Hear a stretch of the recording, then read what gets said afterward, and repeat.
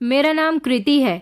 मैं अपने पिता के पैर पकड़कर रो रही थी। उनसे कह रही थी कि बाबा, मुझे छोड़कर मत जाओ, मैं तुम्हारे बिना नहीं रह सकती।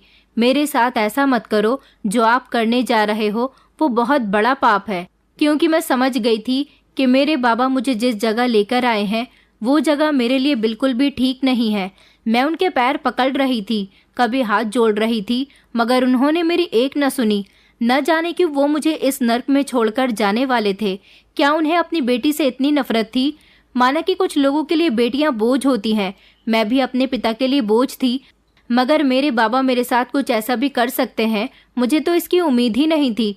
क्योंकि मैं जिस जगह पर थी वहाँ के बारे में मेरे बाबा ने मुझे कुछ नहीं बताया था, वरना मैं कभी उनके साथ न आती। क्योंकि जब मैं यहाँ पर आई थी तो मेरे बाबा ने कहा था कि मैं तुम्हें अपने किसी रिश्तेदार के यहाँ लेकर जा रहा हूँ, अच्छे से तैयार हो जाओ। मगर मैंने तो बचपन से लेकर अब तक अपने बाबा के कोई रिश्तेदार नहीं देखे थे, लेकिन फिर भी मैं अपने बाबा पर भरोसा करके यहाँ तक आ गई थी। मुझे यहाँ पर एक औरत दिखाई दी थी जो मेरे बाबा के साथ काफ़ी देर तक बातें करती रही थी। पहले वो मुझे कमरे के अंदर ले गई थी और वहाँ जाकर उसने मुझसे कहा था कि तुम आराम से बैठो, तुम्हारे बाबा अभी आ रहे हैं। वो मुझे वहाँ बिठाकर खुद वहाँ से चली गई थी। मैं कमरे के अंदर बैठ गई और चारों तरफ नज़र उठा उठाकर देख रही थी और जानने की कोशिश कर रही थी कि आखिर ये किसका घर है। इसी कमरे के अंदर एक और कमरा बना हुआ था, जब अचानक उस कमरे के अंदर से एक लड़की भागती हुई निकली। वो बुरी तरह से रो रही थी, उसकी हालत बहुत ख़राब थी और फिर वो रोती हुई दूसरे दरवाजे से वहाँ से चली गई थी। मगर उसके पीछे पीछे जब वो मर्द अपनी शर्ट के बटन लगाता हुआ और मुस्कुराता हुआ आया तो उसे देखकर मैं समझ गई थी कि ये कौन सी जगह है और ये लड़की रोती हुई इस कमरे से क्यों निकली थी। फिर मैंने भी वहाँ से भागने की कोशिश की, मगर मैं नाकाम रही, क्योंकि दरवाजे के बाहर ही वो औरत और मेरे बाबा आपस में खड़े हुए बातें कर रहे थे। मैं झट से अपने बाबा के गले लग गई और उनसे रोते हुए कहने लगी कि बाबा, मुझे यहाँ पर नहीं रुकना, हमें यहाँ से चलना चाहिए। जब उस औरत ने मेरा हाथ पकड़ लिया और कहने लगी कि अब तुम्हारा काम हो गया, यहाँ से चले जाओ। मेरे बाबा ने इस औरत की तरफ देखकर कहा, मगर मेरे पैसे? तो उस औरत ने एक आदमी को आवाज़ लगाई जो एक बैग लेकर आया और वो बैग उस औरत ने मेरे बाबा के हाथ में थमा दिया और बाबा वहाँ से जाने लगे। मैंने बाबा से कहा, बाबा मैं भी तो आपके साथ जाऊंगी, मगर उन्होंने मेरी एक न सुनी। मैं उनके पैरों में गिर गई और रोने लगी। उनसे कहने लगी कि मुझे यहाँ पर मत छोड़ो, मगर उन्होंने कहा कि तेरी असल जगह यहीं पर ही है। वैसे भी जवान होने के बाद लड़कियों की शादी कर दी जाती है, मगर मेरे पास इतना पैसा नहीं है कि मैं तेरी शादी करूं। उसने इस औरत की तरफ देखकर कहा कि इसे यहाँ से ले जाओ।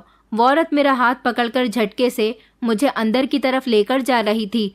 जब उसने मुझे दरवाजे के अंदर किया और दरवाजे को बाहर से बंद कर दिया, मैं फूट फूट कर रो रही थी, दरवाजे को धड़-धड़ बजा रही थी, कह रही थी कि दरवाज़ा खोलो, बाबा मुझे यहाँ से निकालो, मुझे आपके साथ जाना है, प्लीज़ मेरे साथ ऐसा मत करो। मगर मेरी चीख वहीं पर दबकर रह गई थी। लेकिन बाहर जब वो दोनों आपस में बातें कर रहे थे तो उनकी आवाज़ें मुझे दरवाजे के पार से साफ आ रही थी। उस औरत ने बाबा से कहा था कि तेरी बेटी तो बहुत खूबसूरत है, मगर याद रखना दोबारा अपनी बेटी को यहाँ से ले जाने की बात मत करना, क्योंकि बहुत से ऐसे लोग होते हैं जो अपनी बेटियों को मजबूरी में यहाँ बेचकर चले जाते हैं और फिर आकर अपना रोना रोने लगते हैं कि अपने पैसे वापस ले लो, हमें हमारी बेटी वापस कर दो। मगर यहाँ ऐसा नहीं होता। जो एक बार यहाँ पर आ जाता है वो दोबारा यहाँ से वापस नहीं जाता, क्योंकि यहाँ पर वापसी का कोई रास्ता नहीं है। मेरे बाबा ने उस औरत से कहा कि नहीं, मैं इसे कभी लेने नहीं आऊँगा, मेरा इससे कोई वास्ता नहीं है। बेटियां तो इसी जगह के लिए बनी होती हैं और मेरी बेटी भी इसी जगह के काबिल है, इसलिए मैं इसको यहीं छोड़कर जा रहा हूँ। वो औरत कहने लगी, तो फिर ठीक है, तुम जाओ यहाँ से। जब तक तुम यहाँ रहोगे ये लड़की रोती धोती रहेगी, और खूबसूरत लड़कियाँ जब रोती हैं तो अपनी हालत अक्सर ख़राब कर लेती हैं। हम नहीं चाहते कि हमारा माल ख़राब हो जाए। बाबा ये कहकर वहाँ से चले गए थे और मैं ना जाने कब तक अपनी किस्मत को वहाँ पर बैठकर रोती रही थी। मैं सोच रही थी, क्या ऐसे भी पिता होते हैं जो अपनी बेटियों को कोठे पर बेच जाते हैं? मेरे पिता ने आखिर मुझे किस लिए बेचा? क्यों उन्होंने मेरे साथ ऐसा किया? क्या उन्होंने मुझे पैसों के बदले यहाँ पर बेचा था? चलिए मैं आपको अपनी कहानी डिटेल से बताती हूँ। 21 साल पहले मेरे बाबा की शादी मेरी माँ के साथ हुई थी। मेरी माँ बहुत खूबसूरत थी। मेरे बाबा एक आम से इंसान थे जो किसी खूबसूरत लड़की से शादी करना चाहते थे, और जब मेरी दादी ने मेरी माँ को अपने इकलौते बेटे के लिए पसंद किया तो मेरे बाबा की खुशी के ठिकाने नहीं थे, क्योंकि उन्हें उनकी पसंद की लड़की मिल गई थी। मगर बाबा की ख्वाहिश यहीं ख़त्म नहीं हो सकती थी, क्योंकि बाबा चाहते थे कि शादी के बाद जल्द ही उनकी पत्नी गर्भवती हो जाए, ताकि उनको एक प्यारा सा बेटा दे सके। मेरी दादी की भी यही ख्वाहिश थी, और दादी ने ही मेरे बाबा के दिमाग में ये बात डाली थी कि तेरी पत्नी बहुत खूबसूरत है। बचपन से लेकर अब तक तू अकेला रहा है, ना तेरा कोई भाई है और ना ही कोई बहन है। बेटियों से तो कोई फायदा नहीं होता। माँ बाप की सारी जमा पूंजी समेटकर अपनी ससुराल को ले जाती हैं, जबकि बेटे तो तेरी तरह होनहार होते हैं। जिस तरह तूने अपने पिता के मरने के बाद उनके काम को संभाला, मेरा और अपना ख्याल रखा, इस तरह तेरा बेटा भी बड़ा होकर तेरा और तेरी पत्नी का बहुत ख्याल रखेगा। तू अपनी पत्नी को बोल देना कि तुझे पहला बच्चा बेटा ही चाहिए। तू जितने बेटों का पिता बनेगा, उतनी ही तेरी जिंदगी बुढ़ापे में आसानी से गुजरेगी, क्योंकि बुढ़ापे का सहारा तो बेटे ही बनते हैं, बेटियां नहीं। मेरी दादी की बात मेरे बाबा के दिमाग में बहुत अच्छे से बैठ गई थी, और उन्होंने शादी के कुछ महीनों बाद ही मेरी माँ से कहना शुरू कर दिया था कि वो जल्द से जल्द गर्भवती हो जाए और उन्हें बेटा पैदा करके दे। मगर माँ बाबा की बात सुनकर बड़ी हैरान होती थी। मेरी माँ पढ़ी लिखी थी, इसलिए वो बेटे और बेटियों में किसी तरह का कोई फर्क नहीं करती थी, बल्कि उन्हें तो बेटियों से प्यार था। वो चाहती थी कि पहली औलाद उनकी बेटी ही हो, और उनकी ख्वाहिश पूरी हो गई थी। मेरी माँ मेरे जन्म पर बहुत खुश थी। वो बार बार मुझे अपने सीने से लगाती, मुझे ढेर सारा प्यार करती, और बाबा से बार बार मेरी ख्वाहिश पूरी करने के लिए पैसे लिया करती थी। उनको अच्छा लगता था कि उनकी बेटी नए नए खिलौने से खेले, नए नए कपड़े पहने। मगर जिस दिन से मैंने जन्म लिया था, मेरे बाबा ने मुझे गोद में भी नहीं उठाया था।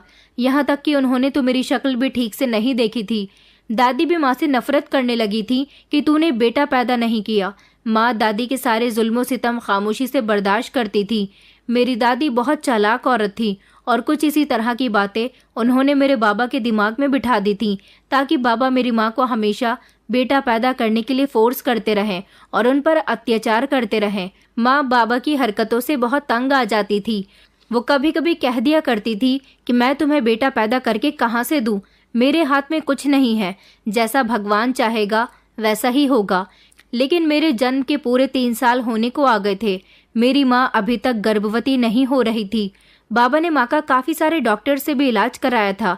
डॉक्टर ने बताया था कि मेरी माँ में कोई प्रॉब्लम नहीं है, वो बिल्कुल ठीक है। ठीक समय आने पर वो गर्भवती हो जाएंगी। मगर वो गर्भवती नहीं हो पा रही थी। इस बात से मेरे बाबा और दादी बहुत परेशान थी। वो लोग दिन रात मेरी माँ को उठते बैठते ताने दिया करते थे।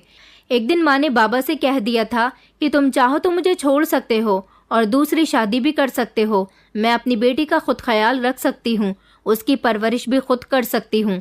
मगर बाबा माँ को नहीं छोड़ सकते थे, क्योंकि वो जानते थे कि माँ से ज़्यादा खूबसूरत औरत उन्हें कहीं नहीं मिल सकती। मेरे बाबा देखने में ज़्यादा अच्छे नहीं थे। माँ अच्छे परिवार की थी, अपने माँ बाप की इकलौती बेटी थी। मेरी माँ की माँ मतलब मेरी नानी मेरी माँ की शादी से 2 महीने पहले ही इस दुनिया को छोड़कर चली गई थी। मगर उनके पिता थे जिन्होंने उनकी शादी बड़े शौक से की थी, और उनकी शादी में किसी तरह की कोई कमी नहीं रखी थी। मगर वो नहीं जानते थे कि शादी के बाद उनकी बेटी को किन किन परेशानियों का सामना करना पड़ेगा। मेरी माँ की शादी के 2 साल बाद मेरे नाना जी भी इस दुनिया को छोड़कर चले गए थे। अब मेरी माँ पूरी तरह से अकेली रह गई थी, लेकिन फिर भी वो अकेले रहकर भी इतना कॉन्फिडेंस रखती थी कि अपनी बेटी को अकेले पाल सकती थी। बाबा इस बात से डर जाते थे कि कहीं माँ उनको छोड़कर न चली जाए। दादी बाबा को भरोसा दिलाती थी कि मैं इसकी जैसी ही खूबसूरत लड़की से तेरी दोबारा से शादी करवा दूंगी। मगर बाबा को लगता था कि शायद इसके जैसी खूबसूरत लड़की मुझे कभी मिल ही नहीं सकती, इसीलिए उन्होंने मेरी माँ को नहीं छोड़ा। काफ़ी वक्त इसी तरह से गुजर गया। मेरी उम्र 6 साल की हो गई थी। मैं अपनी माँ से बहुत प्यार करती थी। मेरी माँ ने मेरा हर तरह से ख्याल रखा था। बाबा तो मुझे ज़्यादा मुंह लगाते ही नहीं थे, और ना ही दादी मुझे पसंद करती थी। दादी अब बहुत ज़्यादा बीमार रहने लगी थी। एक दिन ऐसा हुआ कि दादी इस दुनिया को छोड़कर चली गई। घर के माहौल में थोड़ा बदलाव आया था। माँ अभी तक गर्भवती नहीं हुई थी।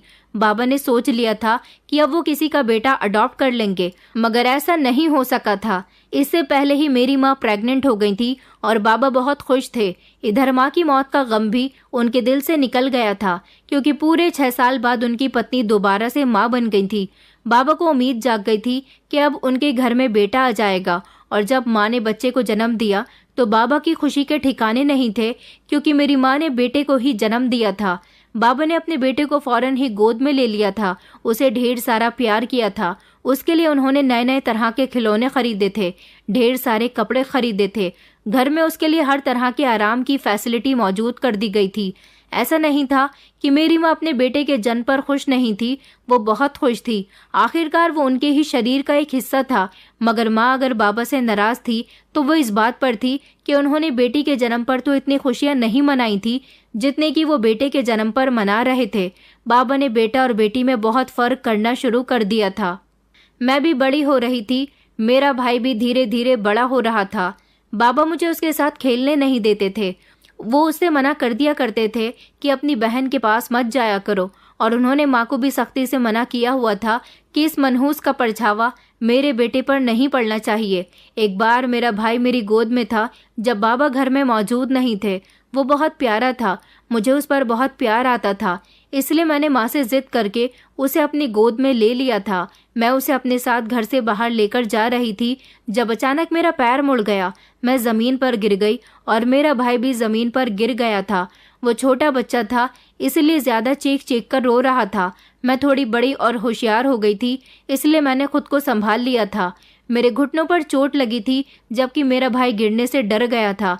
इस दौरान बाबा घर में आ गए। उन्होंने जब देखा कि मेरी गोद में से भाई गिर गया तो उन्होंने मुझे डांटने के साथ साथ मेरी माँ को भी डांट लगाई थी। मेरे मुंह पर भी एक थप्पड़ मारा था कि तेरी हिम्मत कैसे हुई, तूने इसको गोद में लिया। बाबा भाई को लेकर डॉक्टर के चले गए, मगर उसे तो कुछ हुआ ही नहीं था। मैं बहुत रो रही थी, माँ मुझे चुप करवा रही थी। उस दिन मेरी माँ रोते हुए बाबा से कह रही थी कि तुम मेरी बेटी को प्यार नहीं करते, तुम्हें सिर्फ बेटा ही दिखाई देता है। आखिर ये भी तो तुम्हारी ही बेटी है, इसे मैं कहीं और से तो नहीं लाई। बाबा कहते, मगर मुझे बेटी नहीं चाहिए थी। अगर ये भी बेटा होती तो मैं इसे बहुत प्यार करता। माँ ने कहा कि तुम बेटे की मोहब्बत में अंधे हो गए हो। तुम्हें नहीं पता कि बेटों से ज्यादा माँ बाप की फिक्र बेटियां करती हैं, और हमारी बेटी तो है भी कितनी प्यारी और मासूम। तुम देखो इसकी तरफ, तुमने कभी इसके सर पर हाथ नहीं रखा, प्यार मोहब्बत से कभी इसको गले नहीं लगाया, इस पर कभी प्यार की नज़र भी नहीं डाली। ये भी तुम्हारी ही औलाद है, तुम्हारा ही खून है। बाबा ने गुस्से में माँ से कहा कि मैं इसको अपनी औलाद नहीं मानता। मेरी सिर्फ एक ही औलाद है, वो है मेरा बेटा। ये बेटी तेरी है, मेरी नहीं। बाबा की इस बात पर माँ बहुत रोई थी। उन्होंने मुझे गले से लगाया था और कहा था कि तू कभी ये मत सोचना कि तेरा बाबा तुझे प्यार नहीं करता, तो माँ भी नहीं करती होगी। मैं तुझसे बहुत प्यार करती हूँ, जब तक जिंदा हूँ हमेशा तेरा ख्याल रखती रहूंगी। माँ ने हम दोनों भाई बहन की परवरिश बहुत अच्छी की थी। वो हम दोनों को एक जैसे संस्कार देना चाहती थी, मगर मेरा भाई बाबा के लाड प्यार से बहुत बिगड़ गया था। बचपन से ही उसकी ख्वाहिशें बढ़ती जा रही थी। वो बाबा से जो कहता बाबा उसे लाकर दे दिया करते थे, चाहे वो चीज़ बाबा के बजट से भी ऊपर हो। वो उससे बहुत प्यार करते थे। उसके आगे तो उन्हें अपनी पत्नी भी दिखाई नहीं देती थी। जिस दिन से मेरे भाई का जन्म हुआ था उसी दिन से बाबा ने माँ की तरफ पलटकर देखना भी गवारा नहीं समझा था। बस बाबा चाहते थे कि इन दोनों पर माँ का साया बना रहे। वो माँ को किसी तरह का हक नहीं देते थे। सारा लाड प्यार, सारा ध्यान, सारी फिक्र, सारी मोहब्बत, सब कुछ उनके बेटे के लिए ही थी। हम दोनों माँ बेटी तो उनके घर में होते हुए भी ना के बराबर थे। माँ को अगर किसी चीज़ की ज़रूरत होती और वो बाबा से कहती कि उन्हें ये सामान चाहिए, तो बाबा उन्हें लाकर नहीं देते थे। कहते कि बेटे की ख्वाहिशें पूरी करने में उनके पास से पैसे ख़त्म हो गए। मैं चाहती थी कि वो मेरा एडमिशन स्कूल में करवा दें, मगर बचपन से लेकर अब तक बाबा ने कभी मुझ पर ध्यान ही नहीं दिया था। तो फिर वो अपनी कमाई से मेरा स्कूल में एडमिशन कैसे करवा सकते थे? हमारा कोई रिश्तेदार था या नहीं था ये तो मैं नहीं जानती थी, मगर इतना ज़रूर जानती थी कि जिस दिन से मेरे भाई ने इस घर में जन्म लिया था, बाबा ने सारे रिश्ते नाते भी ख़त्म कर दिए थे। वो किसी से मेलजोल नहीं रखते थे, बस अपने बेटे के साथ ही लगे रहते थे। और इसी सब के कारण मैं शिक्षा हासिल न कर सकी। मेरी माँ की ये तमन्ना भी अधूरी रह गई थी जब मेरा भाई 13 साल का हो गया और मैं 19 साल की हो गई। तब माँ ने बाबा से कहा था कि हमारी बेटी जवान हो गई, अब हमें उसकी शादी के बारे में सोचना चाहिए। मैं जानती हूँ कि अभी उसकी उम्र कम है, मगर क्या करूँ, तुमने उसको स्कूल में भी पढ़ने नहीं दिया, उस बेचारी का कभी कोई शौक पूरा नहीं हुआ। तुम तो उससे बात तक नहीं करते। कम से कम वो बेचारी ससुराल में चली जाए, वहां जाकर तो सुख देख ले। यहाँ तो वो कोई सुख न देख सकी। इस बात पर बाबा को गुस्सा आया और उन्होंने कहा, क्या तुम्हारी बेटी को यहाँ खाने पीने को नहीं मिलता, पहनने के लिए कपड़े नहीं मिलते, या फिर वो इस घर में रहती नहीं है? कान खोलकर मेरी बात सुन लो, मेरे पास उसको देने के लिए कुछ नहीं है। तुम्हें अगर अपनी बेटी की शादी करनी है तो अपनी जिम्मेदारी पर करना, मैं नहीं करूँगा। माँ कहने लगी, आखिर तुम उसके साथ इतना भेदभाव क्यों करते हो? कभी अपने बेटे को भी समझाया करो कि 13 साल का हो गया है, मगर अभी तक उसे अकल ही नहीं आई है। तुमने उसको अभी भी छोटा सा मासूम बच्चा बनाया हुआ है। इतनी उम्र में मेरी कीर्ति बहुत समझदार थी और अब तो वो और भी ज्यादा समझदार हो गई है। बेचारी ने हालात के साथ समझौता करना सीख लिया है, क्योंकि उसको बचपन से ही पिता का प्यार नहीं मिल सका। मैं तुमसे कभी कुछ नहीं मांगूंगी, बस मेरी बेटी की अच्छे घर में शादी करवा दो। उसके बाद जैसा तुम कहोगे मैं वैसा ही करूंगी। वैसे भी तुम्हें अपनी बेटी पसंद नहीं है। शादी होने के बाद वो अपनी ससुराल चली जाएगी और हमेशा वहां रहेगी। बाबा कहने लगे कि मैंने कहा ना, मेरे पास जो जमा पूंजी है वो सिर्फ मेरे बेटे के लिए है, और वैसे भी अपने बेटे की ख्वाहिशें पूरी करते करते मेरे पास कभी कुछ जमा हुआ ही नहीं। तुझे अपनी बेटी की शादी करनी है तो तू अपना जेवर बेच दे। माँ कहने लगी कि जेवर कहाँ से बेचूं? घर के हालात इतने खराब हो गए थे कि एक करके तुमने मेरा सारा जेवर बेच दिया। ले देकर मेरे पास एक सोने का हार ही बचा हुआ था, तुमने वो भी पिछले साल बेचकर उसको एक मोबाइल मंगवाकर दे दिया था। इतनी कम उम्र में तुमने उसको बिगाड़ने के लिए उसके हाथ में मोबाइल भी दे दिया, जबकि इसकी उम्र के बच्चे तो स्कूल में पढ़ाई कर रहे होते हैं। बाबा ने कहा कि तू हमेशा मेरे बेटे की खुशियों पर नजर क्यों रखती है?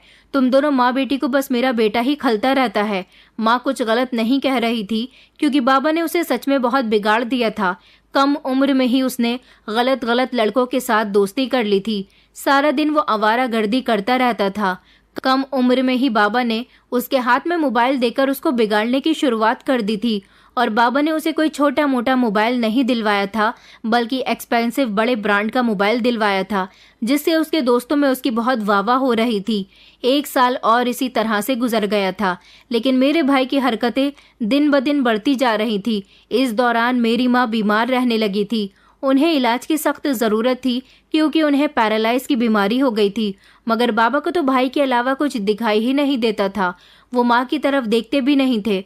माँ ने उनसे कहा भी था कि मेरी तबीयत ठीक नहीं है, मेरा इलाज बड़े डॉक्टर से करवाओ, मगर बाबा तो माँ को छोटे मोटे डॉक्टर से ही दवाई लाकर दे दिया करते थे, जिससे माँ को फर्क तो हो जाता था, मगर उनकी बीमारी दिन ब दिन बढ़ती जा रही थी। मैं माँ का बहुत ख्याल रखती थी और मन ही मन सोचती रहती थी कि काश मैं अगर किसी काबिल होती तो अपनी माँ का इलाज खुद करवाती। मेरी माँ की तबीयत बहुत ख़राब रहने लगी थी, और फिर एक दिन ऐसा हुआ कि जब वो रात को सोई तो सुबह जाग ही न सकी, क्योंकि माँ सुबह सवेरे ही अपनी आंखें खोल दिया करती थी। लेकिन उस दिन जब उनकी आंख नहीं खुली और मैंने उनको जगाने की कोशिश की, तो मेरे चिल्ला चिल्ला के रोने पर बाबा और मेरा भाई दीपक कमरे में आ गए थे।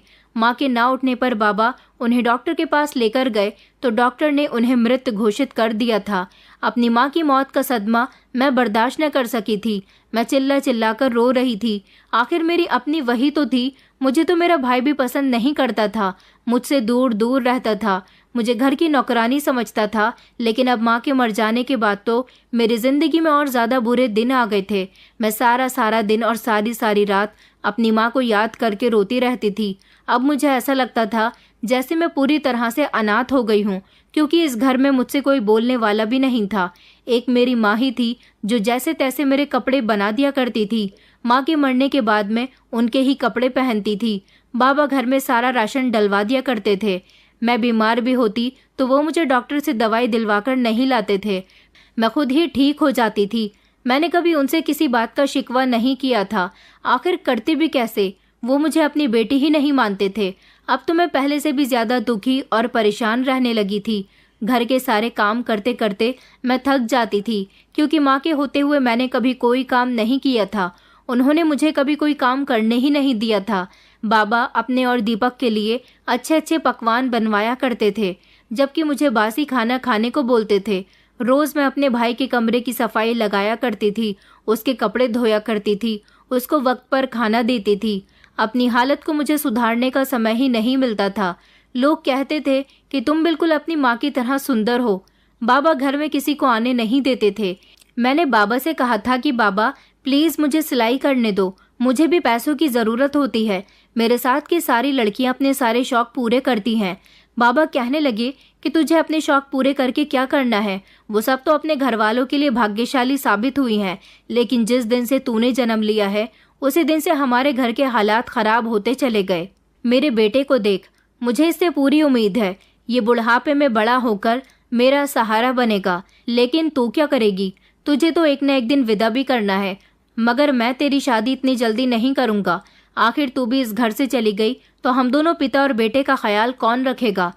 मैंने बाबा से उनके पैरों में गिरकर कहा था कि बाबा मैं तुम्हारा और दीपक का हमेशा ही ख्याल रखूंगी, घर के सारे काम भी किया करूंगी, बस मुझे सिलाई करने दो। बाबा कहने लगे कि तुझे सिलाई किसने सिखा दी?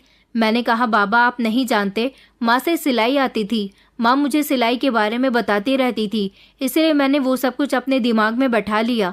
बाबा ने न जाने क्या सोचा, लेकिन फिर उन्होंने मना कर दिया कि मैं तुझे सिलाई नहीं करने दूंगा, बल्कि तू घर के अलावा कोई काम नहीं करेगी। मैं उनकी बातों पर रोती हुई अपने कमरे में आ गई थी। वक्त अपनी रफ्तार से चलता जा रहा था।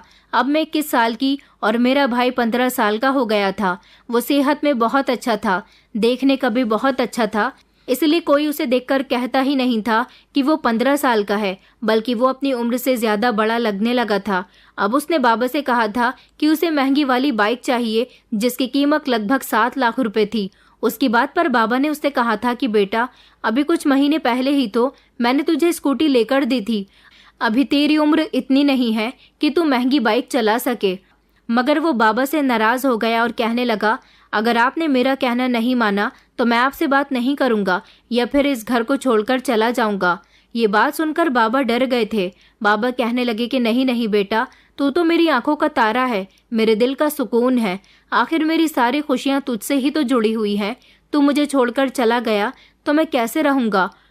वो बहुत बेचैन हो गए थे। हालांकि इससे पहले भी वो काफ़ी सारी ऐसी डिमांड्स कर चुका था जिनकी वजह से बाबा को काफ़ी सारी परेशानियों का सामना करना पड़ा था, लेकिन फिर भी बाबा ने उसकी डिमांड पूरी कर दी थी। इंसान की ज़िंदगी में ख्वाहिश ही एक ऐसी चीज़ होती है जो कभी पूरी नहीं हो सकती। दीपक बाबा से जो भी डिमांड करता था बाबा उसे पूरी कर दिया करते थे। उसे लगता था कि उसके मुंह से निकली डिमांड तो चुटकियों में पूरी हो जाती है, इसलिए वो बार बार बाबा से डिमांड करता रहता था। लेकिन अब बाबा की तो उम्र होने लगी थी, अब उनके अंदर बीमारियां जन्म लेने लगी थी, उनकी भी तबीयत खराब रहती थी। मैं उनकी बहुत सेवा करती थी, जबकि दीपक को तो इतनी भी फुर्सत नहीं होती थी कि वो अपनी यारी दोस्ती से निकलकर बाबा के हालचाल भी पूछ सके, मगर फिर भी वो बाबा को बहुत प्यारा था। अब उसने बाबा को धमकी दी थी कि अगर उन्होंने 1 हफ्ते के अंदर अंदर उसे बाइक के 7 लाख रुपए का अरेंजमेंट नहीं करके दिया तो वो इस घर को छोड़कर चला जाएगा। इस बात से बाबा बहुत डर गए थे। बाबा ने उसे तसल्ली दी थी कि वो 7 लाख रुपए का अरेंजमेंट कर लेंगे, मगर बाबा के लिए ऐसा करना बहुत मुश्किल था। आखिर वो 30,000 रुपये महीना ही तो कमाया करते थे, ऐसे में अपने बेटे को इतनी कीमती बाइक कैसे दिला सकते थे?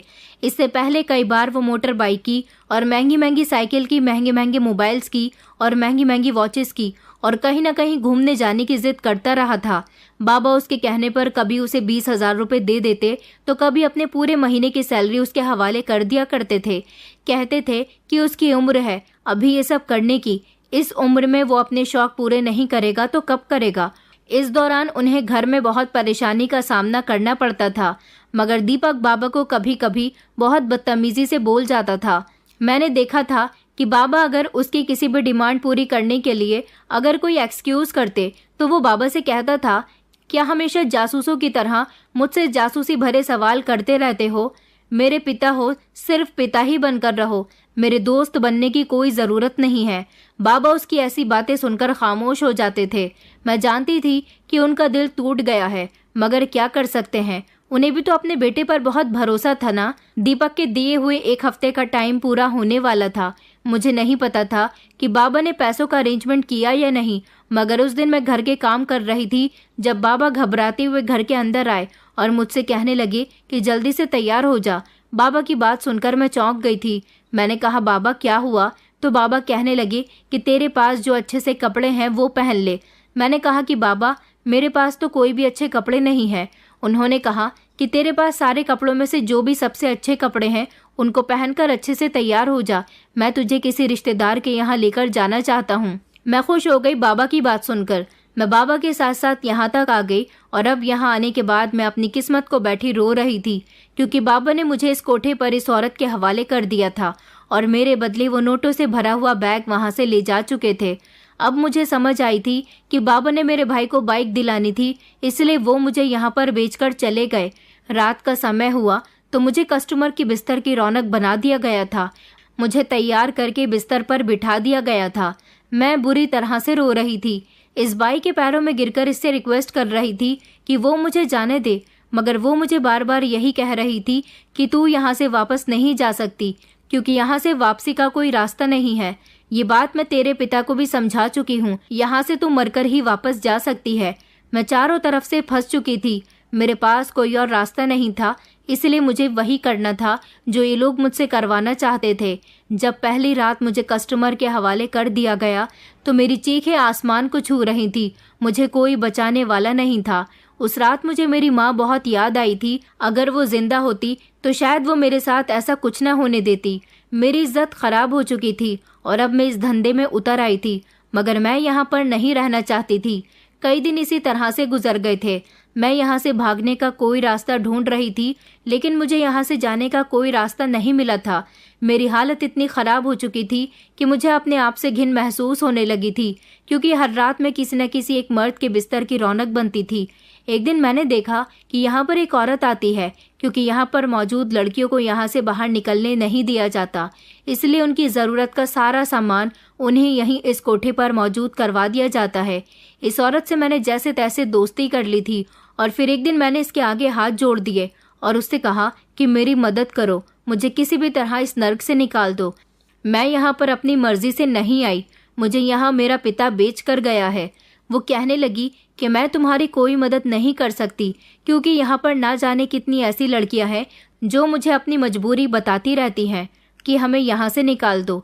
आखिर मैं तुम लड़कियों को यहाँ से भगाकर अपनी रोजी रोटी पर लात मारना नहीं चाहती, और बाई को अगर पता चल गया तो बाई मुझे भी जान से मार देगी। मैंने कहा, मैं तुम पर किसी तरह का कोई इल्ज़ाम नहीं आने दूंगी। देखो, अगर तुमने मुझे यहाँ से निकाला तो मैं तुम्हें पैसे दूंगी। मेरी बात सुनकर वो चौंक गई थी। उसने कहा, पैसे? तुम्हारे पास पैसे कहाँ से आए? मैंने कहा, क्यों? मैं अपना शरीर बेचने का धंधा कर रही हूँ, मेरे पास पैसे नहीं हो सकते क्या? वो मुस्कुराते हुए कहने लगी, मगर तुम्हारी कमाई के सारे पैसे तो बाई रख लेती है, तुम्हें क्या मिलता होगा? मैंने कहा कि तुम उसकी परवाह मत करो, तुम बस आम खाओ, गुठली न गिनो, तुम्हें तुम्हारे पैसे मिल जाएंगे। मैंने उसे पूरे 20,000 रुपये देने का वादा किया था, मगर कहा था कि तुम्हें मुझे यहाँ से निकालने में मेरी मदद करनी होगी, क्योंकि वो अच्छी तरह से जानती थी कि आज तक कोई भी लड़की उसे इतनी रकम नहीं दे सकी थी। वो एक मामूली सी औरत थी, इस बाई के यहाँ नौकरी करती थी। इस कोठे में जितनी भी लड़कियां थीं, उन सभी की ज़रूरत के सामान की लिस्ट बनाकर वो बाहर से उनका सारा सामान लाकर उनको दिया करती थी। उसका यही काम होता था, लेकिन अब उसे इतने पैसे मिल रहे थे तो उसकी नीयत खराब होने लगी थी। उसका मन बदलने लगा था और वो मेरा काम करने के लिए तैयार होती नजर आ रही थी। वो मुझे यहाँ से बाहर निकालकर अपनी नौकरी तो नहीं गंवाना चाहती थी, मगर उसने मुझे एक प्लान बताया था। उसने कहा था कि मैं तुम्हें एक ऐसी चीज़ लाकर दूंगी जिससे तुम यहाँ से निकल सकती हो, और तुम उस चीज़ से जिस पर भी वार करोगी वो तुम्हारे लिए खुद रास्ता छोड़ देगा। मैं चौंक गई थी कि ना जाने वो मुझे ऐसी कौन सी चीज़ लाकर देने वाली थी। अब मुझे जैसे तैसे 20,000 रुपये का बंदोबस्त करना था। इस कोठे पर हर शनिवार की रात एक बहुत बड़ा ज्वेलर आता था, जिसको मैं बहुत पसंद आ गई थी, इसलिए हर शनिवार की रात वो मेरे साथ गुजारना पसंद करता था। वही मेरा ये काम कर सकता था। जब वो आया तो मैंने उससे कहा कि देखो साहब, हर शनिवार की रात तुम मेरे साथ गुजारते हो, मगर अब मेरा तुमसे मन भर गया है। तुम बाई को मेरे पैसे तो देते ही हो, मगर मुझे अलग से भी तुमसे कुछ पैसे चाहिए। अगर आज तुमने मुझे वो पैसे नहीं दिए तो अगले रविवार से मैं खुद बाई से मना कर दूंगी कि जो कस्टमर मुझे तुमसे ज़्यादा पैसे देगा मैं उसके साथ रात गुजारूंगी, क्योंकि मैं यहाँ रहते रहते यहाँ के उसूल और तौर तरीके बहुत अच्छे से समझ गई थी। वो कस्टमर मेरे ऊपर हंसने लगा और कहने लगा कि तुझे कितने पैसों की ज़रूरत है। मैंने उसे 20,000 रुपये बताए तो वो और ज़ोर ज़ोर से हंसने लगा, कहने लगा, हर हफ्ते एक रात गुजारने के मैं पूरे 50,000 रुपये देता हूँ, क्योंकि तू मुझे पसंद आ गई है। मेरा तुझ पर दिल आ गया है। 20,000 रुपये मेरे लिए कोई बड़ी रकम नहीं है। उसने उसी समय अपनी जेब से 20,000 रुपये निकालकर मुझे दे दिए थे और फिर वो रात भी जैसे तैसे गुजर गई थी। अगले दिन जब वो औरत सामान लेकर आई तो मैंने उसे खामोशी से पैसे दे दिए थे। उसने मुझे एक ऐसी चीज़ दी जिसे देखकर मेरी आंखें फटी की फटी रह गई थी। मैं इस चीज़ को जानती नहीं थी कि ये क्या चीज़ है। वो कोई छोटी सी बोतल थी, स्प्रे की बोतल। मैंने उससे कहा कि ये क्या चीज़ है, तो उसने मुझे बताया कि ये मिर्ची स्प्रे है। ये स्प्रे ज़्यादातर लड़कियां अपने पास ही रखती हैं अपनी प्रोटेक्शन के लिए, ताकि वो खुद को ऐसे लोगों से बचा सकें जो उनकी इज्जत पर वार करते हैं। उसने मुझे कहा कि तू यहाँ से भाग जाना, जो भी तेरे रास्ते में आए उसके चेहरे पर यह स्प्रे छिड़क देना। उसकी इतनी तेज मिर्ची लगेगी कि वो अपनी आंखें खोलकर तुझे पलटकर देख भी नहीं सकेगा। उसने मुझे आइडिया तो बहुत अच्छा दिया था। मैंने उसको उसकी कीमत दे दी थी और फिर मैंने ऐसा ही किया। जब मैं वहाँ से निकलने लगी तो जो मेरे सामने आया मैंने उस पर ये मिर्ची स्प्रे कर दिया था और वो लोग अपनी आंखों में मिर्ची लगने से तड़पने लगे थे। मैं वहाँ से बड़ी मुश्किल से भागकर आई थी, क्योंकि इस स्प्रे की वजह से ये सब पॉसिबल हो पाया था। मैं भागकर अपने घर आ गई थी। मुझे बाबा पर बहुत गुस्सा आ रहा था, क्योंकि अब मैं बाबा से अपना बदला लेना चाहती थी। मेरे अंदर बदले की आग भड़क रही थी। मैं पूरे 4 महीने बाद घर वापस आई थी। जब मैंने देखा कि घर में मुझे कोई भी नजर नहीं आ रहा था, मैं जब कमरे में गई तो ये देखकर मेरे पैरों तले से जमीन निकल गई थी कि बाबा तो बहुत बीमार थे, बिस्तर पर लेटे हुए थे और वो बहुत कमजोर हो गए थे। उन्हें देखकर मैं पहचान नहीं सकी थी कि ये मेरे बाबा ही हैं, क्योंकि हालत कमजोर होने की वजह से उनका चेहरा और शरीर पूरी तरह से बदल गया था। जब बाबा ने दरवाजे की तरफ देखा तो वो उठने की कोशिश करने लगे, मगर वो उठ न सके और दोबारा से बिस्तर पर गिर गए। बाबा की ऐसी हालत देखकर मैं धीमे धीमे कदमों से चलती हुई उनके करीब गई और उनका बिस्तर पकड़कर ही जमीन में बैठ गई थी। मैंने कहा, बाबा ये सब कैसे हो गया? और मैं रोने लगी थी, क्योंकि उनकी ऐसी हालत देखकर मुझे उन पर बहुत तरस आया था। मेरे दिल में उनके लिए जितना भी गुस्सा था वो सब खत्म हो चुका था। इससे पहले मैं कुछ कहती, बाबा मेरे आगे हाथ जोड़ने लगे। उन्होंने कहा कि मुझे माफ़ कर दे बिटिया, मैं तेरा बहुत बड़ा गुनहगार हूँ। देख, तेरे साथ मैंने जो कुछ भी किया उसकी सज़ा मुझे मिल गई। मुझे बड़ी बीमारी ने घेर लिया। 2 बार मुझे हार्ट अटैक भी आ गया। मुझे लगता था कि मेरा बेटा मेरे बुढ़ापे का सहारा बनेगा, मगर सब कुछ मेरी गलतफहमी थी। तेरे जाने के बाद ये घर पूरी तरह से वीरान हो गया। जिस दिन मैं तुझे बेच कर आया था उस दिन मैं वहाँ से पैसे लेकर लौट रहा था। जब घर आया तो देखा कि घर में चारों तरफ भीड़ लगी हुई थी। मैं हैरान रह गया। मैं जब घर के अंदर घुसा तो ये देखकर मेरे पैरों तले से ज़मीन निकल गई कि मेरा बेटा बड़ी बुरी कंडीशन में ज़मीन पर पड़ा हुआ था। पुलिस वाले भी मौजूद थे और एम्बुलेंस भी खड़ी हुई थी। वो लोग मेरे बेटे को ले जाने आए थे, मगर मेरे घर आने का इंतज़ार कर रहे थे। उन्होंने मुझे बताया कि आपका बेटा इस दुनिया से जा चुका है। ये खबर सुनकर मैंने अपना दिल पकड़ लिया था। पुलिस वालों ने बताया कि हमारे शहर में एक फेयर लगने जा रही थी, जिसमें बहुत कीमती सामान बिकना था। दीपक और उसके दोस्तों ने मिलकर उस फेयर में चोरी करने का प्लान बनाया था, लेकिन वो ये नहीं जानता था कि वो सामान बहुत कीमती था, इसलिए वहाँ पर पुलिस का पहरा भी ज्यादा था। वो नकाबपोश चोर बनकर वहाँ पर चोरी करने के लिए चले गए।